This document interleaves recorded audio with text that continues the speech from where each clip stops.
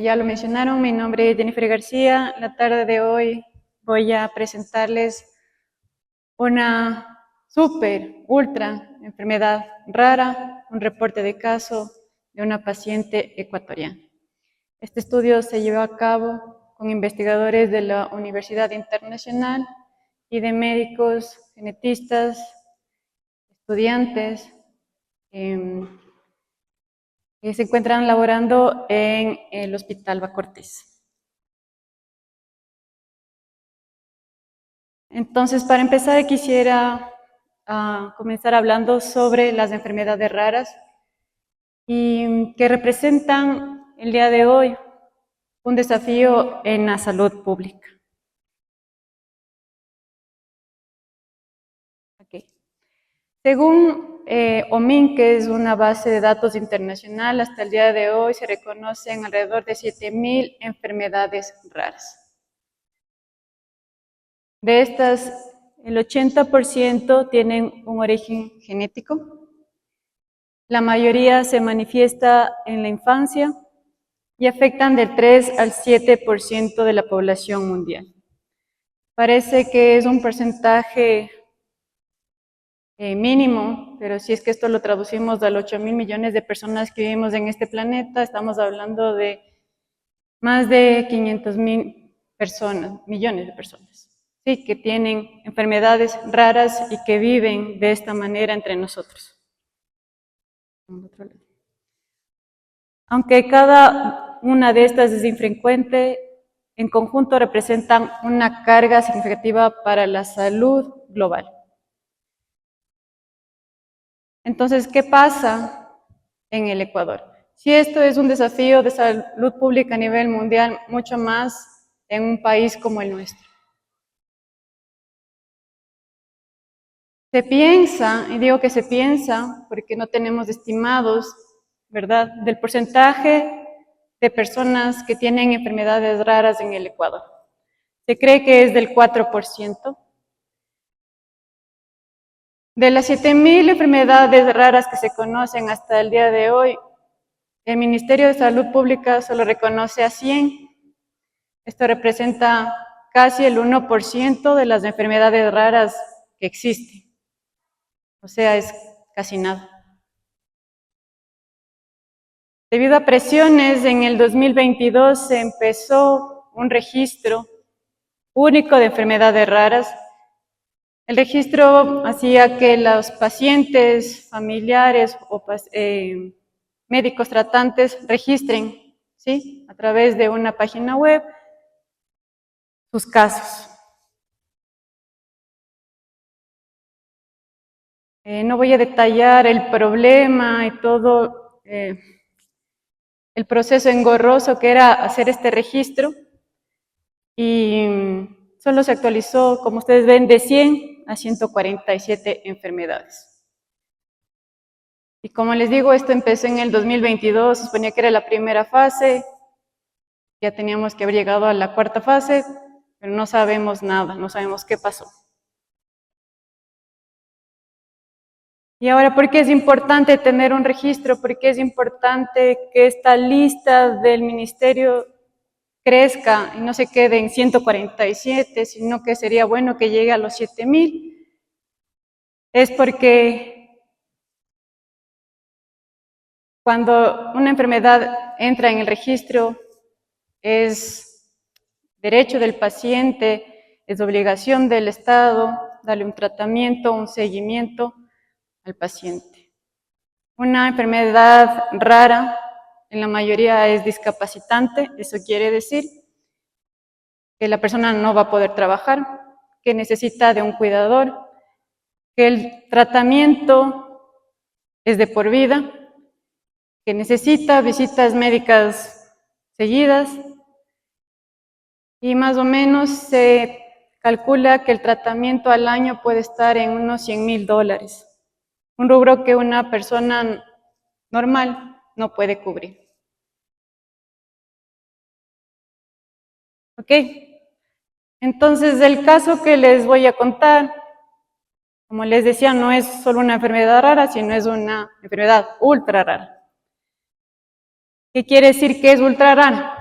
Primero, una enfermedad rara es una enfermedad que se presenta más o menos de 2.000, o sea, una persona cada 2.000 o 3.000 personas vivas. Entonces, si es ultra rara, es un caso por millón de habitantes. ¿Por qué es importante el estudio de estas enfermedades? Porque cuando los estudiamos vamos a poder comprender, ¿verdad?, la parte genética, vamos a poder dar un buen diagnóstico y la oportunidad para desarrollar nuevos tratamientos. Cada caso que se reporte nos va a ayudar en este rompecabezas genómico. Entonces, ya les había comentado cómo es la realidad en nuestro país. Si vamos a Latinoamérica, no va a cambiar mucho. Y lo importante es esto, ¿verdad? Que aparte de que no hacemos mucho, estas enfermedades raras no es que no suceden en el Ecuador ni en Latinoamérica, sino que no hay estudios. Entonces, los pocos estudios que están registrados están hechos en población caucásica, o sea, Estados Unidos, Europa, ¿sí? Latinoamérica aporta con el 1% de esta literatura. La falta de representación va a limitar el entendimiento genético. ¿Por qué? Para que nosotros hagamos un diagnóstico de una enfermedad rara, casi siempre tenemos que ir a un examen genético, lo cual es costoso. Entonces, primero ahí ya tenemos una limitante a las personas que pueden acceder a un diagnóstico.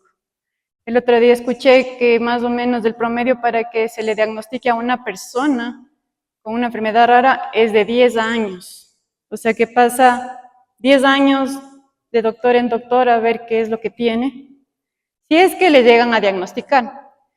Entonces, como tampoco aportamos con información desde las variantes que presentamos en nuestra población, cuando hacemos un examen genético, por ejemplo un exoma, el resultado se denomina BUS, o de pequeño.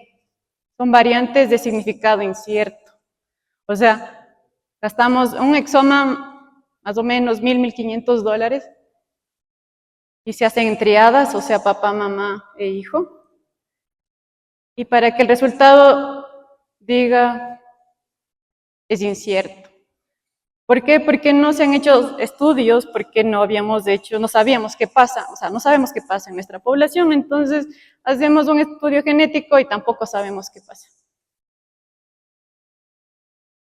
Y desde aquí, entonces, el llamado de que estos estudios nos van a permitir fortalecer las capacidades locales en genética, contribuir a este registro nacional de enfermedades raras, presionar para que realmente haya un registro que no tenga solo 147 enfermedades. Entonces ya vamos a centrándonos en el caso de hoy. El reporte de caso de hoy es MASID, es una enfermedad rara, es macrocefalia que está unida a un retraso en el desarrollo neurológico, ¿sí? Entonces es bastante interesante porque según la literatura, nuestro caso, nuestra paciente es la número 29 en el mundo, ¿sí? Y nosotros en esta investigación, pues, dada la falta de información, teníamos que presentar evidencia de que era una variante patogénica, por eso tuvimos que hacer análisis clínicos, estructural, evolutivo y de ancestría. Para que nuestra información, ¿verdad?, vaya a contribuir toda a la información mundial, básicamente. Entonces aquí un poco les voy a hablar de genética, solo un poco, ¿sí? Entonces básicamente, bueno, no hay puntero. Básicamente el gen afectado en esta macrocefalia, en este síndrome, se llama NF1B. Entonces, como ustedes ven, pertenece a una familia de genes en las que está A, B, C y X, ¿sí?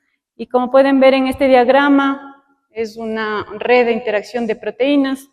Podemos ver cómo estos genes interactúan entre ellos y y son factores de transcripción que van a ayudar a todo lo que es el desarrollo cerebral y hasta de los pulmones.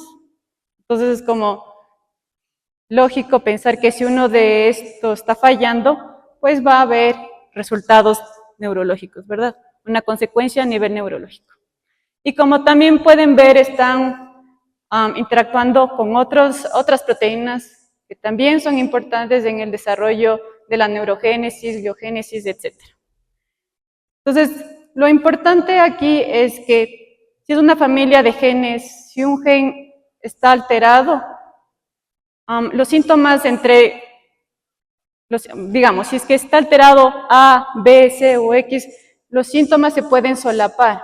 Por eso es que de ley necesitamos hacer un examen genético para saber dónde está la alteración. Entonces, nosotros identificamos la alteración y encontramos que es la primera variante truncante en este gen NFIB.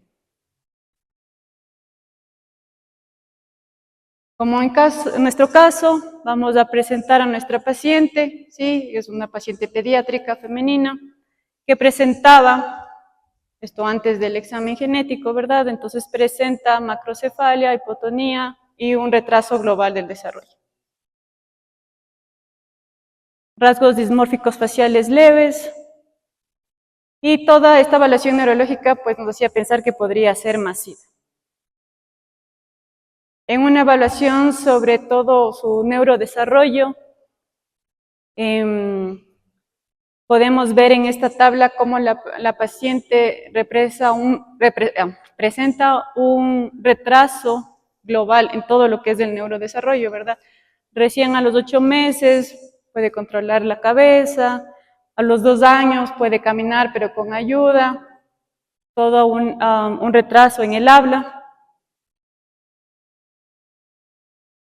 Y en este sentido nosotros queríamos hacer una comparación y aportar con información en este síndrome. Si son muy pocos los casos, entonces lo que hicimos es reunir toda la literatura que tenía y ver cómo los pacientes se diferencian, en algunos casos o tienen, ¿verdad? Tienen los mismos o tienen diferentes síntomas. Esto ya se envió a la revista para publicar, hay muchas tablas, no les voy a presentar todas. En esta lo que podemos ver, este es un cuadro de todos los estudios. Chance, que es el primero, él estudió 18 pacientes y de ahí todos los casos son de 1 o 2 pacientes. ¿Sí? Entonces ustedes pueden ver en esta parte que es toda la evaluación neurológica, cómo nuestra paciente presenta retrasos.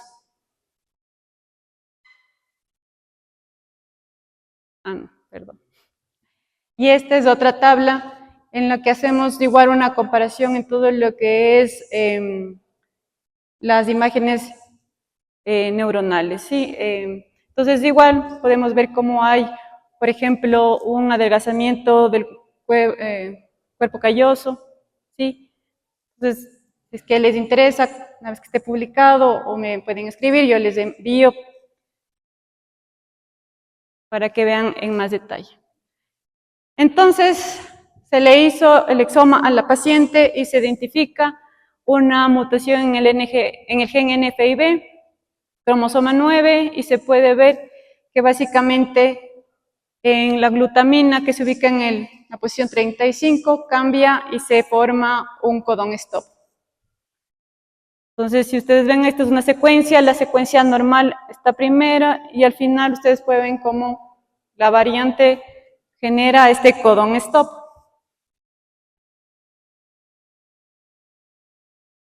A través igual de estudios, no estamos hablando de estudios en un laboratorio para comprobar deficiencias de esta proteína, todo esto se ha hecho in silico, como les dije, porque no hay información, entonces se cree que es probablemente patogénica. Entonces nosotros aportamos con más evidencia para que digan, sí es patogénica. ¿Ok? Entonces, como siempre cuando se hace un estudio vamos a fuentes internacionales, esta variante aparte es nueva, ¿verdad? No está registrada en ClinVar ni en las otras bases. y no está presente en los padres, solo en la paciente. Hicimos un modelado de la proteína y aquí podemos ver cómo el codón stop, como está solo al inicio de la proteína, en el codón 35, esto sería una proteína normal y acá vemos cómo la proteína, básicamente, no queda nada de la proteína, esta proteína no es viable, la paciente no produce la proteína.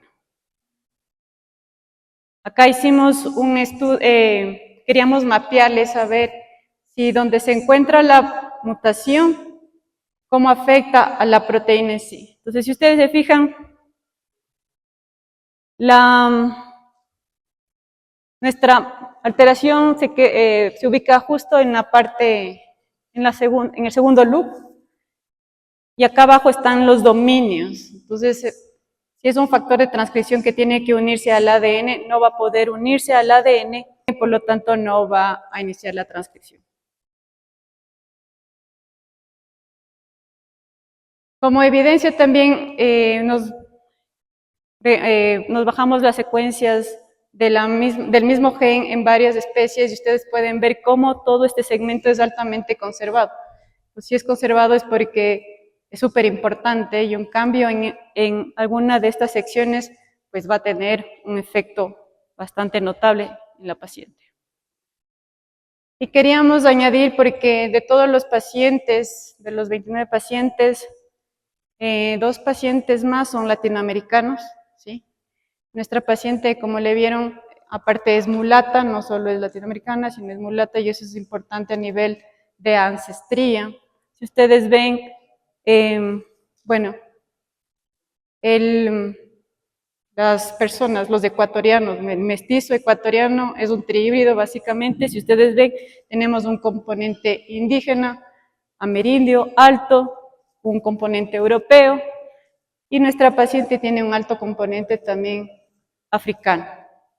Pues el mestizo común tiene un poquito menos de africano, como un 10%, ¿sí? Y otras etnias. Y como les decía, esto es importante porque la mayoría de los casos reportados son pacientes de Estados Unidos y de Israel, ¿sí? Entonces, como conclusiones, confirmamos, ¿verdad?, que esta variante es patogénica y que es la responsable de este síndrome, que esto amplía el espectro clínico geográfico del síndrome, o sea, que el ecuatoriano tiene, y obviamente este síndrome no va a estar en la lista que tiene el ministerio. El estudio demuestra el valor del análisis genómico y estructural del diagnóstico de las enfermedades raras. Resalta la necesidad de fortalecer los registros y fomentar la colaboración científica en Latinoamérica para documentar nuevos casos.